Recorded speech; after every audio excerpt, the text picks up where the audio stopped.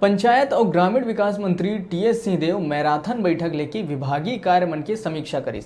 मंत्री टीएस सिंहदेव बैठक में नरवा गरुआ घुरुआ बारी योजना के तहत गौठान और चारागाह निर्माण, मनरेगा कार्य, प्रधानमंत्री ग्राम सड़क योजना, मुख्यमंत्री ग्राम सड़क योजना, स्वच्छ भारत मिशन सहित कई योजना पर अधिकारी मन ला दिशा निर्देश दिहिस।